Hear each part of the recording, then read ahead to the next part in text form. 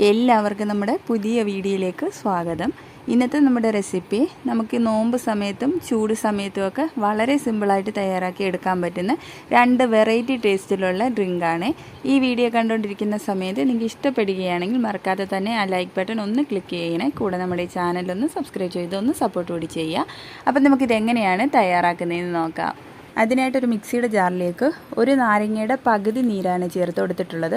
ഞാനിപ്പോൾ ഇതുപോലൊരു വലിയ നാരങ്ങ ആയതുകൊണ്ടാണ് അതിൻ്റെ പകുതി എടുത്തിട്ടുള്ളത്. ഇപ്പം നിങ്ങൾ ചെറിയ നാരങ്ങയാണ് എടുക്കുന്നത്, ആ ഒരു നാരങ്ങ നിങ്ങൾക്ക് ഫുള്ളായിട്ടും ചേർത്ത് കൊടുക്കുക.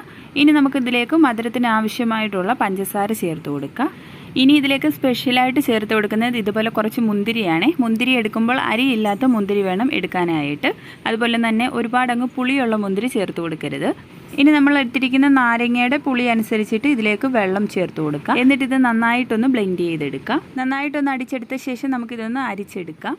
ഇനി അടുത്ത ജ്യൂസ് തയ്യാറാക്കാനായിട്ട് മിക്സിയുടെ ജാറിലേക്ക് ഒരു നാരങ്ങയുടെ പകുതി നീര് ചേർത്ത് കൊടുക്കുക. ഇനി ഇതിലേക്ക് ഞാൻ സ്പെഷ്യലായിട്ട് ചേർത്ത് കൊടുക്കുന്നത് പേരയ്ക്കയാണ്. ഒരു പേരയ്ക്കയുടെ പകുതി മാത്രമാണ് എടുത്തിട്ടുള്ളത്. അത് ഇതുപോലൊന്ന് ചെറുതായിട്ട് അരിഞ്ഞിട്ട് ചേർത്ത് കൊടുക്കുക. ഇനി നമ്മുടെ മധുരത്തിന് ആവശ്യമായിട്ടുള്ള പഞ്ചസാര ചേർത്ത് കൊടുക്കുക. ഇനി നാരങ്ങയുടെ പുളി അനുസരിച്ചിട്ട് വെള്ളവും കൂടി ചേർത്ത് കൊടുത്ത് നന്നായിട്ടൊന്ന് ബ്ലെൻഡ് ചെയ്തെടുക്കുക.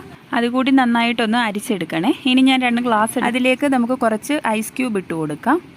അതിൻ്റെ കൂടെ കുറച്ച് കസ്കസ് ചേർത്ത് കൊടുക്കുന്നുണ്ട്. ഞാൻ കുറച്ച് മുന്നേ ഒന്ന് സോക്ക് ചെയ്യാൻ വെച്ചിട്ടുള്ളതായിരുന്നേ. കുറച്ച് കസ്കസ് കുറച്ച് വെള്ളവും കൂടി ഒഴിച്ച് ഒരു 5 മിനിറ്റ് ഒന്നും റെസ്റ്റ് ചെയ്യാനായിട്ട് മാറ്റി വെച്ചാൽ നമുക്കിത് പെട്ടെന്ന് തന്നെ കുതിർന്ന് കിട്ടും.